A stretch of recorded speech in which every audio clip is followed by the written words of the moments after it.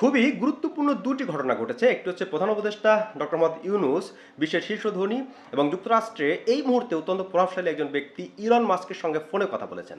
এছাড়া দেশটির president Donald Trump এবং ভারতের প্রধানমন্ত্রী নরেন্দ্র মোদী বৈঠক করেছেন। প্রেস কনফারেন্স হয়েছে, সেখানেও ডোনাল্ড ট্রাম্পকে বাংলাদেশ প্রসঙ্গে প্রশ্নের মুখোমুখি হতে হয়েছে এবং এই দুটি ঘটনা নিয়েই কিন্তু বাংলাদেশেও এক ধরনের আলাপ আলোচনা আছে। এর গুরুত্ব আসলে কি, বাংলাদেশে এর কোনো প্রভাব পড়বে কিনা, বিশেষ করে বাংলাদেশের রাজনীতিতে ভারতের পক্ষ থেকে এক ধরনের চেষ্টা তো আছেই।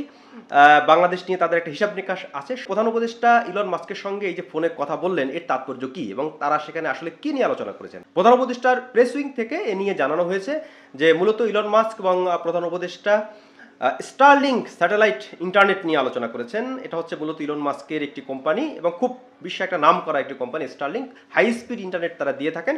প্রধান উপদেষ্টা এই কোম্পানির কাছ থেকে বাংলাদেশে ইন্টারনেটের ব্যবহার করা, ইন্টারনেট আনা যায় কিনা সে বিষয়ে কথা বলেছেন। বিশেষ করে প্রত্যন্ত অঞ্চলে ইন্টারনেট ছড়িয়ে দেওয়ার ক্ষেত্রে স্টারলিংক কীভাবে ভূমিকা রাখতে পারে, এ ধরনের একটা আলাপ আলোচনা সেখানে আছে। একই সঙ্গে প্রধান উপদেষ্টা ইলন মাস্ককে বাংলাদেশ সফরেরও আমন্ত্রণ জানিয়েছেন। এখানে একটি জিনিস বুঝে রাখা প্রয়োজন যে ইলন মাস্ক কিন্তু শুধু একজন ব্যবসায়ী হিসেবেই যে প্রধান উপদেষ্টা তার সঙ্গে কথা বলেছেন এমন না। ইলন মাস্ক কিন্তু এখন মার্কিন প্রশাসনের গুরুত্বপূর্ণ একজন ব্যক্তি। ট্রাম্পের যে নির্বাচনী ক্যাম্পেইন থেকে শুরু করে তার একজন খুবই গুরুত্ব পাওয়া একজন কর্মকর্তা এই মুহূর্তে তিনি। বিশেষ করে যুক্তরাষ্ট্রের ফেডারেল সরকারের খরচ কমানোর যে একটা সাময়িক ডিপার্টমেন্ট খোলা হয়েছে তার নেতৃত্বে রয়েছেন এই ইলন মাস্ক। মানে খরচ বা তাদের ভাষায় অপচয় কমানোর জন্য যে দপ্তর খোলা হয়েছে সেখানে কিন্তু ইলন মাস্ক নেতৃত্ব দিচ্ছেন। ইতিমধ্যে এই যে ইউএসএইড সহ বিভিন্ন বৈশ্বিক সহায়তা বন্ধ করে দেওয়া হয়েছে, কমানো হয়েছে, এক্ষেত্রে কিন্তু ইলন মাস্কের একটা ভূমিকা আছে। সুতরাং ট্রাম্পের যে সংস্কার কার্যক্রম, ট্রাম্প এক ধরনের সংস্কার কার্যক্রম যুক্তরাষ্ট্রে করছেন, বিশেষ করে খরচ কমানোর ক্ষেত্রে তার কিন্তু একজন বড় দায়িত্বশীল ব্যক্তি হচ্ছেন ইলন মাস্ক। সেই ইলন মাস্কের সঙ্গে ফোনে কথা বলা, এটা বাংলাদেশের দিক থেকে চিন্তা করলে এটা অত্যন্ত তাৎপর্যপূর্ণ এবং ট্রাম্প প্রশাসনের কোনো নীতি পরিবর্তনের ক্ষেত্রে ইলন মাস্ক কিন্তু গুরুত্বপূর্ণ ভূমিকা রাখতে পারেন। এবং মার্কিন গণমাধ্যমেও কিন্তু ইলন মাস্ক এবং ট্রাম্পের এই ঘনিষ্ঠতা নিয়ে বিভিন্ন ধরনের আলাপ আলোচনা আছে। কয়েকদিন আগে টাইম ম্যাগাজিন একটি প্রচ্ছদ করেছে, সেখানে দেখা গেছে ইলন মাস্ককে তারা ট্রাম্পের চেয়ারে বসিয়ে দিয়েছে। যদিও তারা একটা স্যাটায়ার করেছে, কিন্তু বাস্তবতা হলো যে ইলন মাস্ক কিন্তু যুক্তরাষ্ট্রে এই মুহূর্তে অত্যন্ত প্রভাবশালী একজন ব্যক্তিত্ব। সুতরাং মার্কিন প্রশাসন কী সিদ্ধান্ত নেয় সেটার ক্ষেত্রে ইলন মাস্কের কথার অত্যন্ত গুরুত্ব আছে। ট্রাম্পের সঙ্গে এখন পর্যন্ত তার যে সম্পর্ক সেটার প্রেক্ষাপটে এটা বলেই দেওয়া যায়। সেই ইলন মাস্কের সঙ্গে যখন প্রধান উপদেষ্টা সরাসরি কথা বলেন, তখন সেটা ট্রাম্পেরও সিদ্ধান্ত গ্রহণের ক্ষেত্রে কোনো না কোনোভাবে প্রভাব ফেলতে পারে। এটাকে উড়িয়ে দেওয়ার মতো কোনো বিষয় নয়। আর ইলন মাস্কের সঙ্গে একেবারে এ নিয়ে কিন্তু আগেভাগে কিছু জানানো হয়নি, মানে কেউই আসলে কিছু জানতো না যে এরকম হতে পারে। ডক্টর মোহাম্মদ ইউনূসের এই ক্যারিশমা আছে যে তিনি যে কোনো সময় বিশ্বের যে কোনো ব্যক্তির সঙ্গেই ফোনে আলাপ সেরে নিতে পারেন। এটা অত্যন্ত গুরুত্বপূর্ণ।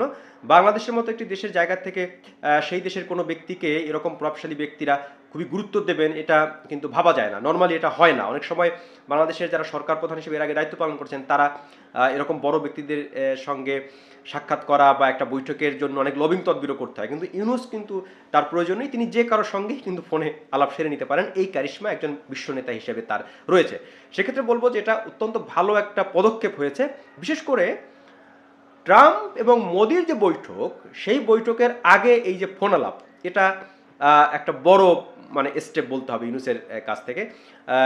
কারণ অনেকেই বলছিলেন যে ট্রাম্প মোদির বৈঠকে বাংলাদেশ প্রসঙ্গে একটা বড় সিদ্ধান্ত বা বড় কিছু হয়ে যেতে পারে। বিশেষ করে যারা শেখ হাসিনার সমর্থক আছেন তারা এ নিয়ে এক ধরনের সোশ্যাল মিডিয়া গরম করে রেখেছেন। এমনকি ট্রাম্প এবং মোদির যে বৈঠক হয়েছে এটা নিয়ে কিন্তু ভারতের কর্মকর্তারা বলছিলেন যে বাংলাদেশ প্রসঙ্গ আলোচনা হবে এবং অবধারিতভাবে আলোচনা হয়েছে। কি আলোচনা হয়েছে এটার ডিটেলস কিন্তু এখন পর্যন্ত জানা যায়নি। তবে খুব যে ভারত এটা নিয়ে খুব প্রভাব বিস্তারকারী কোনো অবস্থা নিতে পেরেছে এটা মনে হয়নি। প্রেস কনফারেন্স করেছে, সেখানে একটি প্রশ্ন করেছেন ট্রাম্পকে ভারতীয় এক সাংবাদিক যে বাংলাদেশ বিষয়ে কি যুক্তরাষ্ট্রের যে ভূমিকা ছিল বাংলাদেশ সরকার পতনের ক্ষেত্রে ডিপ স্টেটের কথা এখানে বলা হয়েছে।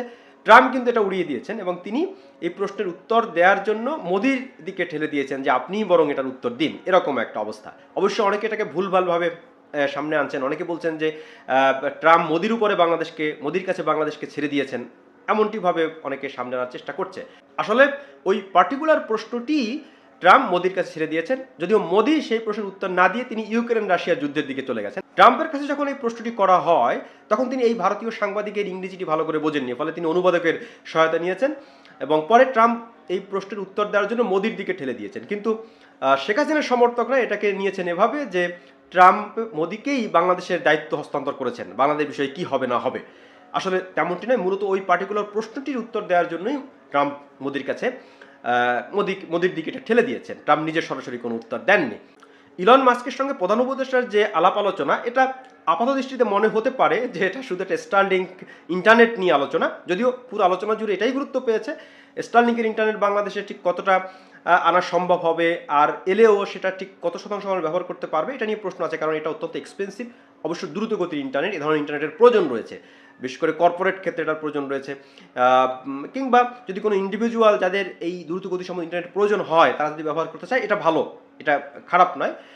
কিন্তু মূল যে বিষয়টা এখানে একটা রাজনৈতিক ব্যাপার রয়েছে, সেটা হচ্ছে যে ইলন মাস্ক ট্রাম্পের একেবারে ডান হাত বলা যায় এই মুহূর্তে, তার সঙ্গে মোদি ট্রাম্প বৈঠকের আগে এই যে ফোন আলাপ, এটা একেবারে রাজনৈতিকভাবে ইউনুসের দিক থেকে খুবই একটা ভালো পদক্ষেপ হয়েছে। এটার মাধ্যমে এই বার্তাও দেওয়া গেছে যে যুক্তরাষ্ট্রের সর্বোচ্চ পর্যায়ের সঙ্গে ইউনুসের কিন্তু ঘনিষ্ঠতা এখনও আছে। যেমনটি শেখ হাসিনার সমর্থকরা পন্থীরা বলে থাকেন যে একেবারে ট্রাম্প মোদি বৈঠকের পর একটা তীব্র চাপ আসবে ইউনুস সরকার উপরে, এমন একটা মানে ভাব তারা দেওয়ার চেষ্টা করেন, কিন্তু বাস্তবতা আসলে ভিন্ন। যুক্তরাষ্ট্রের শীর্ষ পর্যায়ের সঙ্গে কিন্তু ডক্টর মোহাম্মদ ইউনুসের এখনও যথেষ্ট যোগাযোগ রয়েছে এবং ইউনুসের এই যে ক্যারিশমা, এটাকে একেবারে গুরুত্ব দিতেই হবে।